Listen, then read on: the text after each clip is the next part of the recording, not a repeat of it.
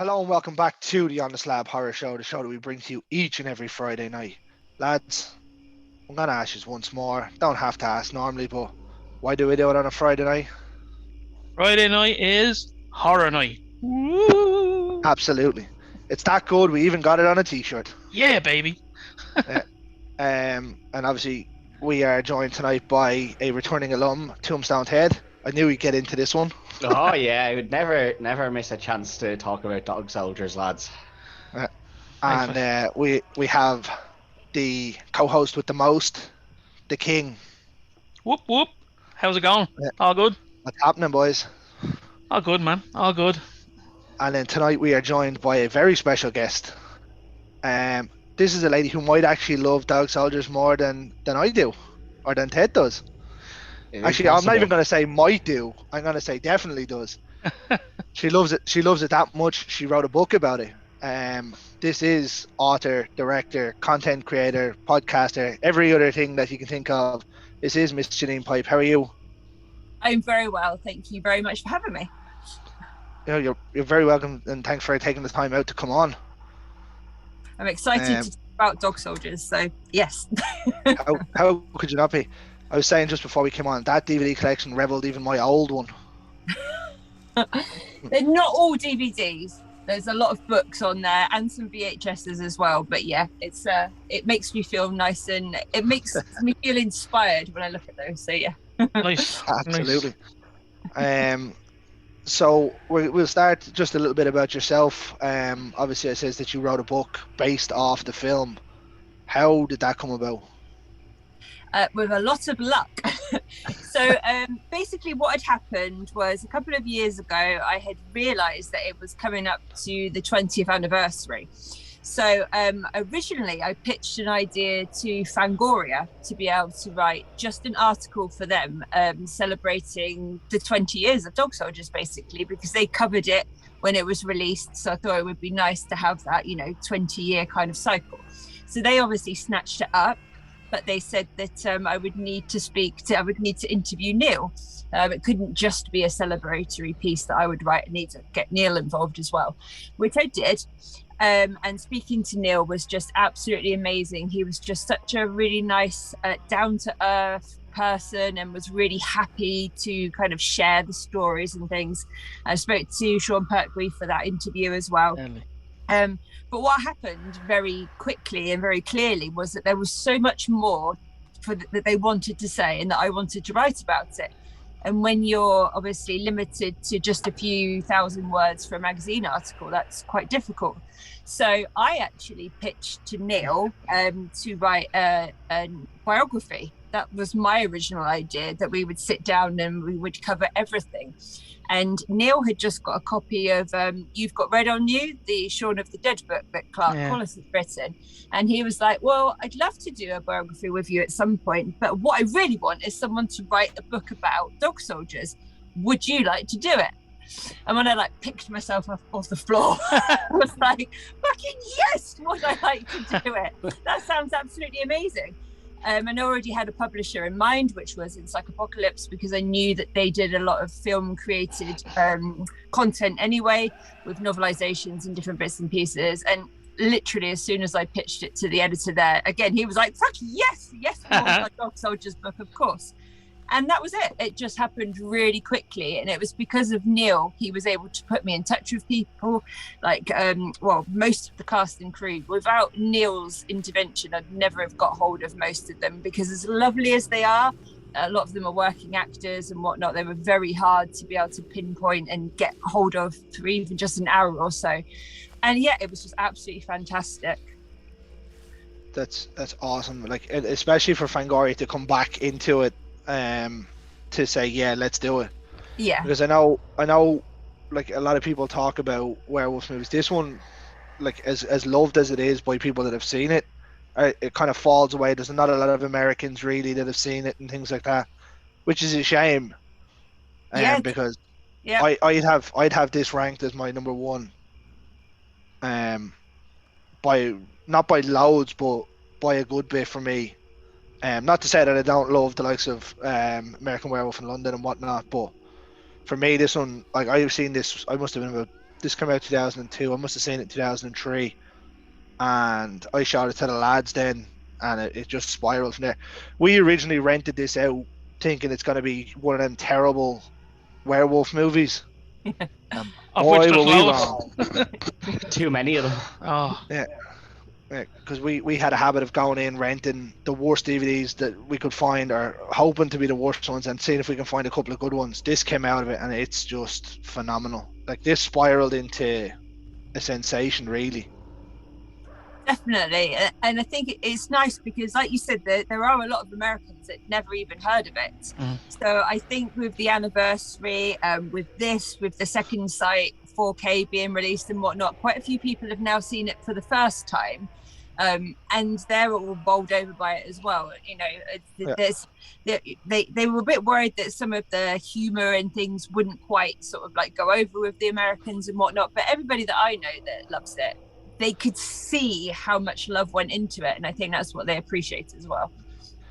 I think that the English or the British humour that's in it is one of the reasons. The same as the likes of Shaun of the Dead didn't go over massively in the States as well. Yeah. It's a shame because like a lot of British horror is pretty decent, but will never transpire well in the States. Yes. it can be far superior in quite often. If you know, when you look at the likes of Hammer, you know, I mean, like that was unrivaled, you know. But I think something like Dog Soldiers is it's gonna have an even bigger cult following. I think as it gets more. It's mad to say exposure, like 20 years on or whatever. But like as Greg was saying, like Americans, you know, what's the story with them? Like, you know, I don't know. But like, I love this film. I do love this film, you know, and we have an ongoing weekly discussion about this particular subject. It's either this or American Werewolf in London, and I'm the American Werewolf guy, and that's not to say I love this film. This is my second favorite werewolf film, but it's just mad to think. Yeah, it's mad to think that it's not as popular over there as it should be. It really is. Like that.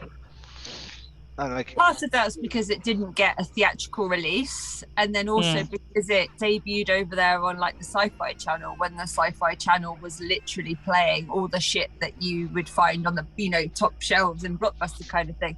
So it didn't have that kind of like presence, and it took a long time to get it on a DVD over there as well. So I think that was part of the problem of why people couldn't even access it.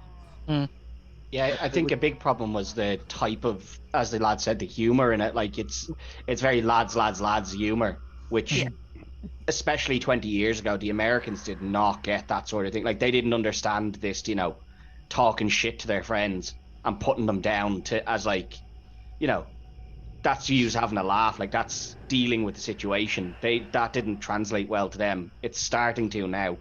So hopefully this kind of it does start to kick on, because I think that's why we don't see a lot of great like werewolf films. Is the States is where, you know, that's where your big blockbuster films really come from, and they don't really have an interest in werewolves all that much. They're more interested in kind of vampires and like superheroes and stuff now, which is great, but we do need a few more decent werewolf films out there, because it is slim pickings. It is, The G-Man needs more creature features.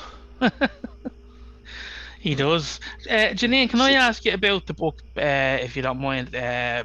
So, how much preparation and, you know, like, did you have to watch the film, like, you know, not that you had a problem with it 1,000 times, or, you know, what kind of, well, tell us the amount of work and dedication, and because I haven't read the book yet, but I've read a lot of really, really good comments about it, and just give us a little insight into how hard you worked on the book. So it took me from start to finish about 4 months to write. And yeah, there was a lot of watching it over and over and over and over, which was not a hardship in the slightest. You love your job. And then obviously like lots and lots of interviewing and getting and that was probably the hardest part, actually, was not doing the interviews. The interviews were brilliant, but having to like record them and then sit down and listen back and transcribe them and all of that kind of stuff. So there was quite a lot of labor involved to getting all of the bits and pieces sorted. And Neil was a bit of a bugger, because as much as he helped me, he didn't want to see any of it until it was finished. He completely trusted me, which was amazing. But at the same time, I kept saying, oh, should I do this or should I do that? And he was like, no, I don't want to know. I don't want to see it. I completely trust whatever you're going to do with it. And thankfully, he absolutely did love it. But yeah, there was a lot of kind of like coming up to midnight, and I was still like, just one more, interview to kind of get done and whatnot. But as I say, how many people can say they've got to really deep dive into their most favorite film in the entire world? So every moment I was lucky that I was doing it. I loved it. That's awesome. It really is. Yeah. To hear that kind of passion and to be able to work on that is, and I love hearing that kind of stuff. It's brilliant. Like, I actually was listening to your last podcast with yourself and it was Neil, and then obviously Neil from For the Love of Horror and Charlotte about The Lair. Right, and it seems like the two of you have kept quite a good relationship. It seemed like the banter was real. It's crazy when I think to myself, because I was at the For the Love of Horror convention with Neil and the rest of the guys from Dog Soldiers. Jealous about that. I was like, right, I'm going to spend the weekend with them, and if I kind of like sometimes drift over to the table and see what's going on, because I didn't want to kind of like, I was just like, I'm just the author of the book. No one's going to want to know anything to do with me. So, but first of all, Neil Marshall was like, no, you're sitting with me for the entire weekend. You're coming in the green room. You're doing everything with us. You are part of the Dogs family, so stay here. And then secondly, the other thing that was astounding is the amount of people that brought sausages to be signed.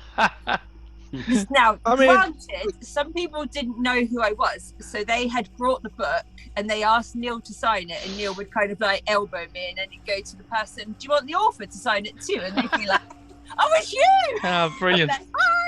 Like, hi! I mean, I suppose that's the thing though, when you're an author of a book, your face isn't necessarily out there.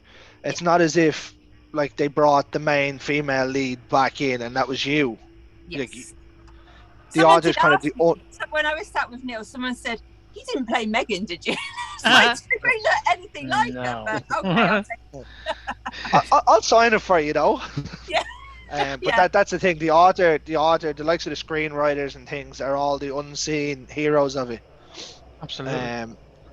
Obviously, I know your book came out afterwards, but without your face being plastered on the back, and I think I don't particularly like that in books where the author plasters their face on the back. But like, that'd be a cool thing, going to see the lads, and then all of a sudden yourself is there, and you have that book, and then everybody signed it, and you're like, well, there's probably not many of them around. That'd be awesome. Yeah. It was nice. It was surprising, and I'm a very humble person, so I never expect anybody to have a clue who I am or why I'm there. And several people did try and hand me the money because they thought I was his handler, and I'd have to go, no, it's not.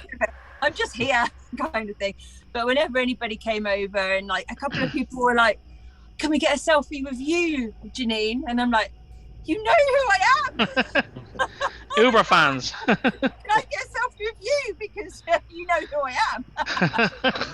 So yeah, it was cool. And the lads, they were just so lovely. They all got very, very drunk on the first night, which was that's the way to bond, isn't it? Absolutely. The one thing I did see, I watched a lot of the panel and stuff. How many times do you reckon Darren Moffat got asked to say his line? He did stand up on his chair and like got everyone to be quiet and like shouted out a few times. He did it. He was a good sport, because he doesn't do anything. That's like the first convention and stuff he's done for years. And it was only because I really, really, really begged him to come, and then he was like, Janine, I'll do it for you. That was the thing. They know how much like the film and the book meant to me, and so he was like, you've taken all this time to do that. The least I can do is come to the convention and stuff. So it was really nice. We're a little family, yeah. Sounds like you're keeping everyone kind of in a way together, which is brilliant. Like, so you're actually more integral to the dog family than you probably even imagine yourself. It's great. It's fantastic. Yeah, so when I think about it, it blows my mind, and I'm just like, what? Obviously, the convention went really well, and it was a huge hit. We were thinking about going, and then it was Carl's missus' 40th that weekend, so we didn't go, and it was a shame then because we seen it get announced, and I was like, and of course, and David Norton as well. For me, I was like, oh, what the hell? Absolutely steaming. Absolutely I told you steaming should have just broke up with her, and that'd have been that. Yeah, well, I was thinking about it. I really was. No, I wasn't. Sorry, Arlo. It is what it is. So, would you have like a really, real interest in werewolf movies in particular, or just horror in general, or horror in general? But I do love werewolves. Yeah, they're my favorite creature. Whether they're my favorite films or not, obviously, because as we said, slim pickings. But they're definitely my favorite creature, because I think they're one of the few that haven't been like romanticized, and they haven't been, sort of made to be anything other than what they are, which is horrific, ferocious beasts. And we won't mention Carl's favorite movie, Twilight, then. Thanks, James, for that. Thanks, James. No, do you know? I have to be honest. I love, and I think I've said it a few times on the show. I love Nosferatu. Yeah. As a depiction of a vampire, but my favorite kind of modern depiction of a vampire is the vampires in 30 Days a Night. Yes, I love that film. Yes. That's the way I see vampires, as filthy, disgusting bastards. That they're not there to make love and romance and all. They're there to just eat. Exactly. So once they don't romanticize werewolves, I'm happy, because that'd be a bit fucking weird, Yeah, we might be going down the whole bestiality line with that. So yeah. Jesus. So Janine, I'm trying to think of a way to put this. It was like, is there any other movies that you'd love to? This is like a companion book almost, isn't it? So is there any other of your favorite films you would love to be able to do that with? Well, I will be doing it with some more of Neil's films. Lovely. So the event will be the next one, and we'll try and tie them in with all the anniversaries.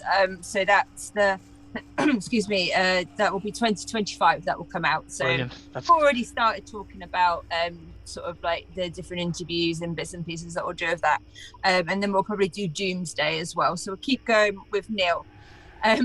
There are a few films that I would love to do. One of them, which is completely bonkers, and I probably would never get to speak to him, but I absolutely love Brain Dead. It's one of my most favorite films in the entire world. So I would love to speak to Peter Jackson about that kind of era. And ironically, I was only watching that the other day. I would love to dive into Terrifier and Terrifier 2 and speak to Damien more about all of that as well. But who knows? All you can do is, make the waves and make the emails and calls and that kind of. You never know. That'd be a fantastic one to get for you actually as well. Just with it being so kind of fresh, Yes. That'd be. Do you think he's the best? Do you think he's the best clown in horror? I hate clowns. They absolutely terrify me. So I am a very weird horror fan in that I hate being scared, and everything scares me. So I like violence and gore, and extreme horror and all that kind of stuff. All of that. People that say, "Oh, I can't watch that. It's just gore porn." Give me the gore porn, because I want all of the blood and stuff. But I'm like scared of spiders. I'm scared of ghosts. I'm scared of clowns. I'm scared of anything to do with underwater. I'm scared of heights. So all of those kind of things, literally, I have to kind of watch like that. So yes, I think art is absolutely fucking terrifying. Yeah. Took me to the convention to actually be able to watch Terrifier, because I met Damien and David Howard Thornton. And once I'd met them, and I was like, okay, I can put his face to art now, that's fine. And I watched it, and I was like, my God, I can't believe I've taken this long to watch it. And watched Terrifier 2 straight away as well. And I absolutely love it. And of course, people kept saying to me, "You need to watch it because you will love the violence. The violence is so over the top and all practical. You will really appreciate that." And I was like, "But I can't. It's a clown. Why is it a clown?" The best thing probably for that is obviously Terrifier 2. You're not long into the movie before you see him with the flowery sunglasses and all on, and you're like, okay, so I understand if you don't like clowns, that's gonna help. Yes, definitely. Yeah. And he is funny. I mean, there are the facial expressions and things that Art pulls sometimes when he just turns around, or there's like one bit where he just like sticks his middle finger up and like riding around on the little trike and stuff. It is funny, so I can appreciate that now, definitely. But I refuse to see David when he was in costume as I was like, over there. I don't want to see you like that. No. Oh, I'd have to see him in costume. Have to, I'm hoping the lads bring them back this year again. But I doubt they'll do 2 years in a row of the same thing. But I'd imagine it'd be just as popular this year as it was last year, if not more, because more people are getting to see it. Yeah. And so, the way you were saying, sorry, Greg, the way you were saying you met Damien and David. So, did you maybe float the idea about doing a book for him at the time? No, I didn't. I probably missed the boat, but only because, first of all, I was a bit starstruck, which I always get whenever I meet anybody like that. And even though I hadn't seen Terrifier at that point, I'd listened to so many interviews of Damien and just respect the hell out of him as a director. So I was a bit like, Stephen Looney. Keep it calm. I think you need to get a book over to him now and say, here you go. Here's an idea. Yeah, definitely. Yeah. He knows I wrote Sausages, so he knows that I do that kind of thing. So maybe, but I think probably though, Damien's probably had a lot of offers for stuff like that.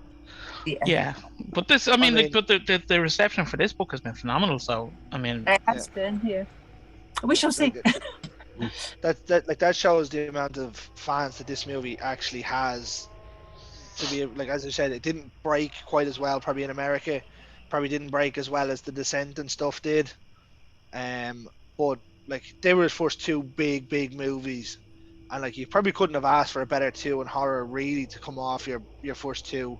Dog Soldiers I think boxed out of 5 or 6 million, and The Descent went a good bit higher than that, didn't it? I think it did. Yeah. It shows the difference though, like when you actually have a good idea.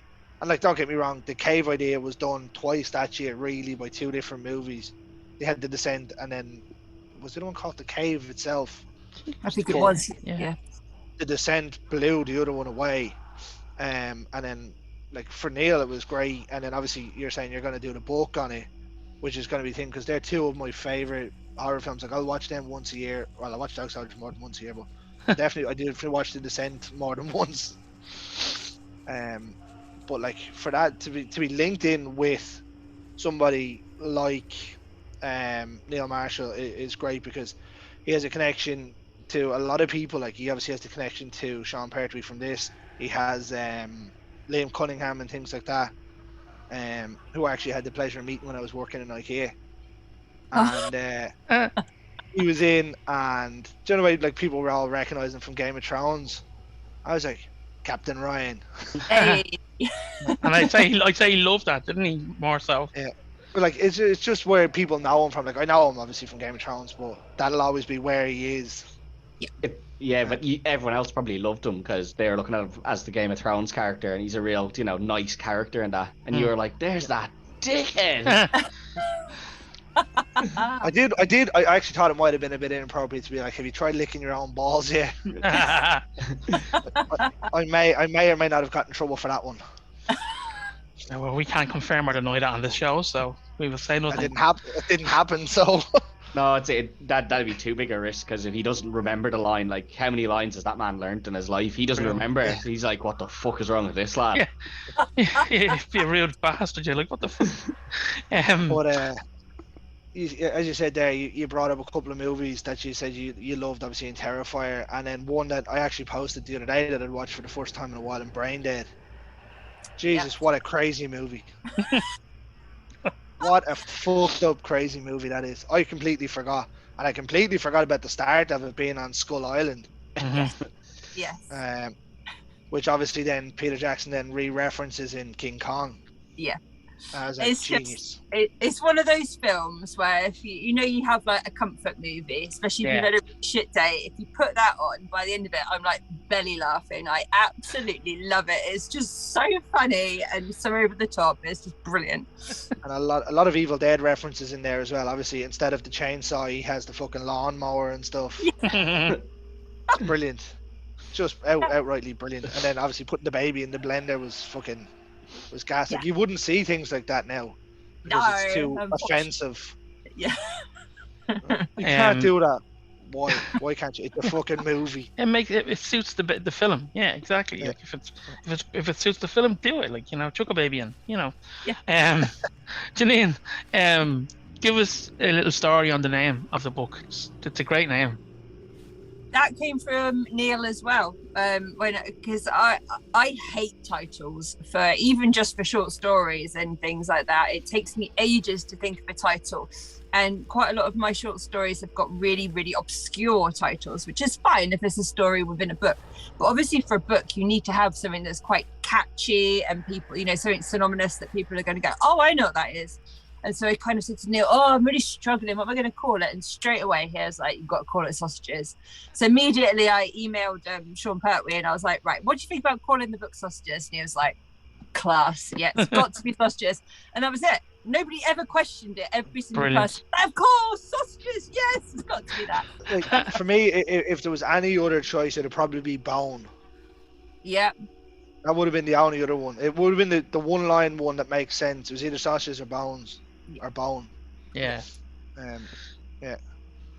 Or it doesn't fit. Put it back in. It had to be. And the cover. Have you seen the cover of it? Yeah. This one here. Yeah. Oh yeah, that's it. So Dave Bodywell for copyright. So yeah, Dave Bodywell actually designed the cover, and he designed the original werewolf as well. He was the original werewolf creator and everything. So we thought again, it just brought it back full circle to have Dave do the cover, and obviously, excuse me, and he got all of the sausages in there as well. So he was really pleased to be able to actually put sausages. When he did say to me, "I'm going to make sure I've got Sean's sausages on the book," I was like. Just be careful because we need to be able to sell it on Amazon and they get funny about what you put on. Yeah. Stuff in different shapes, certain shapes, yeah. Absolutely brilliant though. And the design and the artwork on the cover is phenomenal as well. Like for anyone that's flicking by that loves like even cryptids or what is it, cryptid zoology or whatever. Yeah. Flicking by, you see a werewolf book, you're like, oh well, hold on now. Maybe I'll read this, and then you find out it's a movie, and then you're like, well, now I'm going to go watch that. Yeah. And everything spirals back to the movie, which everybody should see because it's the best werewolf movie there is. I'm not even getting into this argument this week. I'm really not. I'm totally outnumbered, and that's fine. That's fine. Would you like to ask the question this week? No, that's not very fair now, is it? In fairness. Listen, I mean, you thought you were going to screw me over when we had Carl on because he's American. That's not the point. This Janine is actually involved with the film, so that's not very fair.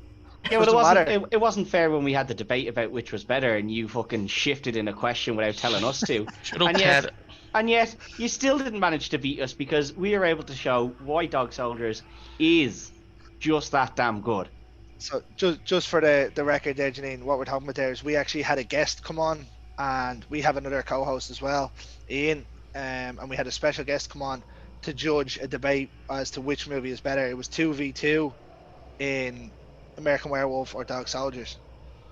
Yeah, which actually went on to be our most popular episode. Oh, that's cool. Yeah, because Dog Soldiers is in it. Yeah, absolutely. But to be fair, as Neil says, American Werewolf was a direct influence on Dog Soldiers. So really, they should almost stand side by side, I think. I would be happy enough to call it truce on that if they stand side by side. You won't agree to that because as soon as Janine's gone, you'll be like, no, the other one's better.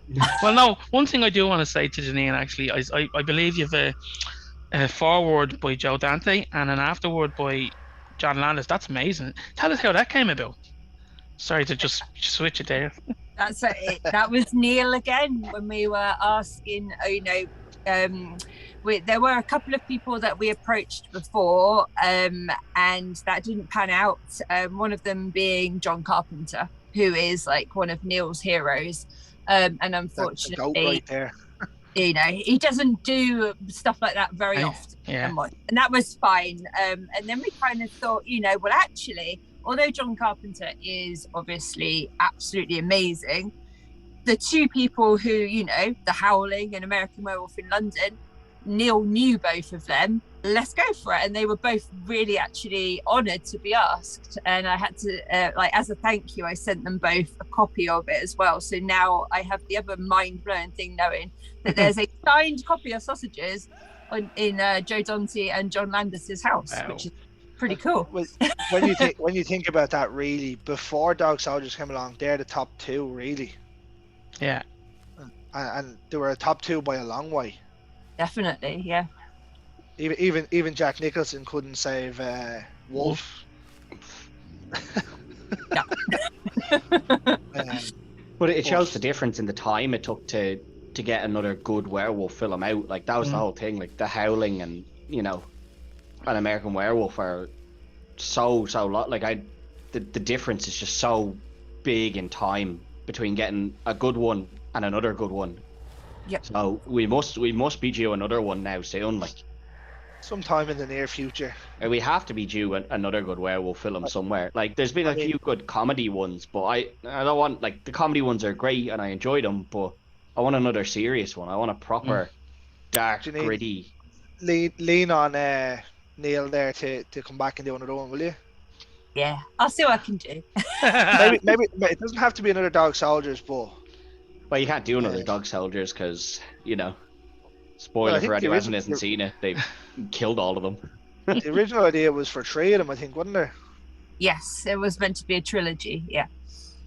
I think he made the right call not doing a trilogy, because I think it had ended, like, you'd have to go elsewhere and say that there was another family like that somewhere else. Do you know what I mean? And you've lost. There could be, but you've lost so much of the cast. Like the cast that they had was just so perfect. You have to losing Sean Pertwee is just huge because he's the sergeant. You have to replace him. That's not going to be easy going. I think the only thing there was, I think Kevin McKidd went on to be a star in America. Obviously, I think he done, is it Grey's Anatomy? Is it that the one he done? Yes, that's what he's in. Yeah. Something I don't watch, but I know he's in it, which is great for him. Like this, obviously was kind of him coming into fame as well around that time, which is great to see a lot of them. I was always surprised because of the kind of character that Spoon was, that he didn't make it into many more. But then again, some people don't want to. You know what I mean? Yeah, and Darren's done a lot of TV stuff as well, so he constantly worked over the time that he did it. It's just that he tended to stick more with TV work because of his wife was also an actor, and then they've got kids and whatnot. But he doesn't do anything now, nothing at all. Completely left the acting behind. Wow. You see that for a lot of people though. They have like 1 or 2 really big things, and then all of a sudden they're just kind of like, no, I'm okay. Like Macaulay Culkin was one of the big ones, really, wasn't it? Yeah. He went, fuck it, I'm out. Yep. Which is a shame, because I thought he was probably the best. He's probably everyone's favorite character in it, him or the Sarge, really. Yes. I think it's his humor that makes him quite popular in it. Definitely. I thought that he's just gas. Like the whole movie, like the humor in the whole thing's just gas. The weird thing is that Darren's quite like Spoon in real life as well. He's just full of energy and full of life, and like loves a laugh, and he's just he injected a lot of himself into Spoon, I think. Janine, that kind of role, it works though, doesn't it? Because as I said, they're just all meant to be a bunch of British lads. They happen to be in the army, so all they have to do is take that British humor and just kind of ramp it up a bit for the screen. That's it. Yeah. Janine, have you ever been lucky enough to see any of the props from the film, or you like any of the werewolves, the costumes, or anything like that?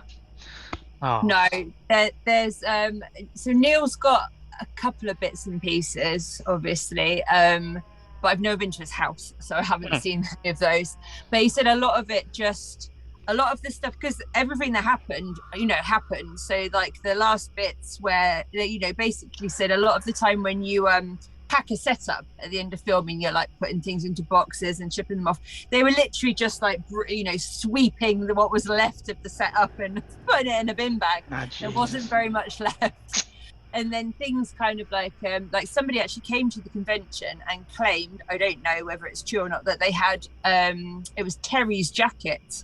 Now, Neil wasn't sure whether it could have been, but the actors, excuse me again, kept different bits and pieces as well. So the only thing that I have got, which is here actually, which isn't a prop, but it's pretty cool, is... if you can see that, but a signed script. Oh wow! Oh, deadly! Oh, I don't want to play this game anymore. I want to leave now. That's class. That is deadly. The jealousy is real. There's From all of much us. I do with that, but Yeah, well, There's not much you can do with it, It's just a nice thing to have. Like, absolutely, yeah. There's not much you can do with it. All you're gonna do is read it, and you've already watched it. Like. It's more just for a display to say this. I've got this, Yeah, that's awesome. I can neither confirm nor deny that I have seen this movie on more than one occasion. Janine, I heard you write short stories as well, yeah? Yes. What? Give us an idea what kind of stuff you do, or what have you gotten out, or? So I've got a short story collection out, one collection of my own, and then I have got quite a lot of stories in different anthologies and whatnot. So if anybody was ever interested, if they just went to my Amazon page, then that's got everything that I've ever done is on there. But I tend to write a mixture of stuff, but one of my favorite subgenres to write is something that's called, within writing anyway, splatterpunk. And splatterpunk tends to be extreme violence and extreme sexual content. Oh, so a dirty, like a horror Mills and Boone type thing, is it? Yeah, kind of. Oh. And people kind of look at me because I am like sort of the most genuine person, like just like I am like. So if you slice me in half, I'm like half horror and half Disney. And like, so quite often, like when I used to turn up to like the school gates to like pick up my little girl, I'd have like a Mickey Mouse jumper on and all this kind of stuff. And then people read the stuff that I write and they're like, what the fuck is wrong with you? I'm intrigued. I'm very intrigued now. Yeah. Carl's about to blow his week's wages. So yeah, sometimes the stories that I write have to have like trigger warnings and things on because they can be very sexually explicit. So I'll just leave it like that. Okay. Right. Well. I'm not even sure how to carry on that conversation. I was going to say that usually ends the conversation. Yeah. Without making this either weird or explicit, that YouTube might kick us off. Exactly. Sorry. Yeah. Yeah. Right. What I'm going to do is I'm going to ask you the question that Carl was afraid to ask you. Right. So we've started this thing now. Obviously, as you said, it's a running battle every week. I think I know where the answer is going to be, but if you had to pick one, American Werewolf in London or Dog Soldiers? Tough choice. Yeah, especially because I kind of know John Landis a little bit now as well. So no, it has to be Dog Soldiers, obviously. That makes it 3-1. It does not. It does. All right. Well, we'll go around the table, will we? I'll go Dog Soldiers. That's two zip. Greg. How Dog Soldiers for me? That's 3 zip. That makes Carl. it 3-1. It was. No, in the series. Yeah, we had one that didn't see Dog Soldiers. Yeah. Yeah. Go on. The first one went to Dog Soldiers. Yeah. Second one went to American Werewolf. Yeah, so it's the 2-1. third one went. No, this is the fourth guest we've had. Oh, sorry, this is the fifth guest we've had. Well, I don't care at this stage. I'm outnumbered here anyway, so. Get on your second place podium and stay there, right? You're not coming on this show anymore, Ted. That's it. You're done. You're done. Yeah. Ted, you're screwed for the next show. Yes. Listen, you hung your hat on the wrong horse here. The wrong wolf, you mean? The wrong werewolf, as it would be. All right. I stand by my werewolf. I absolutely stand by my werewolf. I've got to ask you then, right? Just before we wind down. Yeah. So obviously you have the Kessler wolf from American Werewolf, right? Would you? Obviously, we've seen that in the Howling as well. They're four-legged beasts, and they're thing. Would you count the werewolves in this werewolves, or would you count them closer to the likes of a Dogman and cryptozoology? An interesting question. They're 7 or 8 feet tall and walk on 2 legs mostly. Yeah.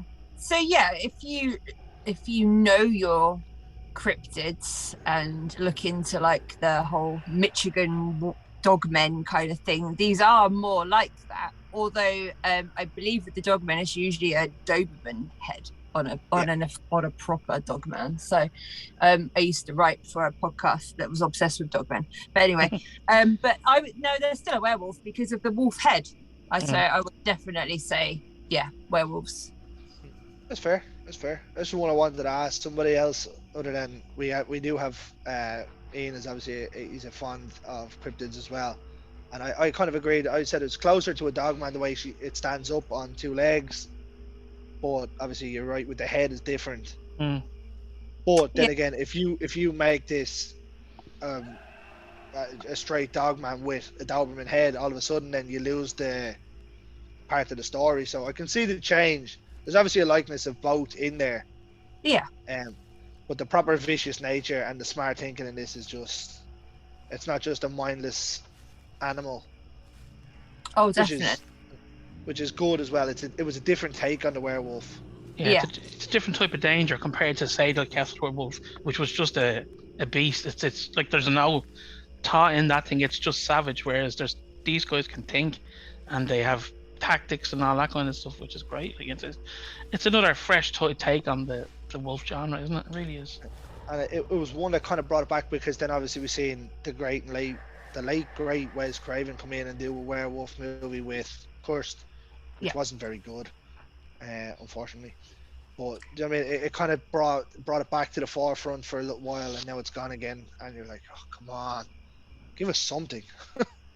I think it's always the way for me with werewolf films, apart from obviously those two and Howling, okay, it's either a really good looking werewolf and a shit film, or a shit film and a good looking werewolf, or we have the greatest transformation scene we've ever seen in any film.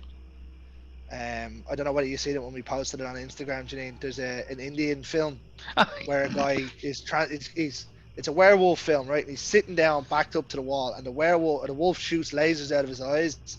Oh my god, I remember this. He starts to transform into a werewolf, but it's like stop-go motion, and they're sticking pieces of hair on his face. Best transformation scene you'll ever see. Send it to Janine, Greg. I'll send it on to you. I'd forgotten about that. You'll understand when you see it. That's amazing. Yeah, that's actually a very good point about that. We don't seem to have, like you say, great werewolves and great films, because I really like Late Phases. If you've seen that, I really, really like that film. But I hate the werewolves in there. Yeah, they look like critters. They don't look anything like That's a great comparison. They're just such a weird looking creature design. I just have no idea what they were thinking of that. Actually, do you know what? Thinking about it now, there is another really good movie that has great looking werewolves, and it was Trick or Treat. Oh yes. Anna Paquin's werewolves, and that was fucking phenomenal. Yes, definitely. That's the last big one I can think of. The wolf from Goosebumps was good. Yeah, it was Goosebumps, but it looked cool. Underworld had decent looking werewolves. Like, it's not focused solely on werewolves, but the werewolves at least looked decent in it. There's that point again. In Underworld. I think so. Yeah. So like it doesn't count. It doesn't really count. But like at least they looked half decent. Like I'd happily let someone do a really good werewolf film and use a CGI wolf if the film was really good. But as Carl said, it tends to be the wolf looks really good. Yeah. The script doesn't hold up to it, unfortunately. Do you know, Janine, you might remember Being Human, the series. Do you remember Yes. that? Yeah. That was a good interpretation of a werewolf, I suppose. Yes. It wasn't the worst, but the show was very good. It was really good. Yeah, it was good. Yeah. I have one for you to watch, right? It's a low budget indie one that I picked up somewhere, and I think we bought it because the name of it was called The Beast of Bray Road. Yes. Obviously Bray Road is That's the dog man. well-renowned. Yes. But there's a film that we found, and I'll send you the cover of it if you ever get a chance to see it. It wasn't a bad like indie movie. They have quite a good werewolf from what I can remember. Well, I literally bought it because of the name being Bray Road, and we're from Bray in Ireland. Oh, okay. Look, we had no idea what it was. Like, I'd never heard of it or anything before that. But we went off on it. It's pretty good. Okay, cool. But what we'll do is we'll wind down now. And as you says, we just want to thank you again for coming on and having a chat. It's been a great guest, and thanks for making the score 3-1 just to rub it in Carl's face. I'll never win, but that's okay. I still know what I like and what he likes, so it's okay. Some people are so insecure they have to win, you know what I mean? So you started this, Carl, not me. Some people are born winners, some people are born losers. You know, if you're willing to accept being the loser, that's fine. Sometimes that's what you got to do. Oh my God! Talk about playing the heel, huh? But you're the heel here. All of us think Dog Soldiers is the best. You're the heel. But yeah. So what we'll do is, if you send us a link to your Amazon page, we'll attach it to the thing, and hopefully the books will go up. You will probably get another couple of sales in the next couple of hours because I'm going to buy one. Oh boy, I think so too. I mean, I went into a couple of bookshops over here and they're like, we can't order it because it's off Amazon. And I was like, why can't you order that? And you could order yourself. And I was like, no. Well, I don't go into a bookshop for me to do the work. Yeah. This is true. I don't go into a bookshop in general, but sure, such is life. Did they come directly from you then, or are they in an Amazon warehouse? Yeah, unfortunately, they're just in an Amazon warehouse. I occasionally do buy a stock for and sell them signed and whatnot, but most of the time, yes, unfortunately, through Amazon. Damn! So we can't even get an autographed copy. You can, if you want one, then I will sort you one out. Yeah. Listen, we'll just get it over at the convention, Greg. Are you going this year? Yes, I'll be there this year. We'll see you there. We'll see you there. The four of us are going over. I'll find it for you then. Brilliant. Awesome. But what we'll do is, as it says, I want to thank obviously Tombstone for coming on tonight, the King for coming back as usual, even after all the abuse of the last couple of weeks. Our great guest tonight in Janine. Thanks for taking the time out of your evening. Yeah. Which is actually great because we're on the same time zone. Oh, it's great. Yeah, normally it's not like US. It's not like 2 o'clock in the day for you or something or thing. And then obviously, ladies and gentlemen, I'll finish this episode like I finish every week. In the words, the great George A. Romero, ladies and gentlemen, stay scared. Woo! Thanks, Janine. Thank you very much. That was wonderful. Good.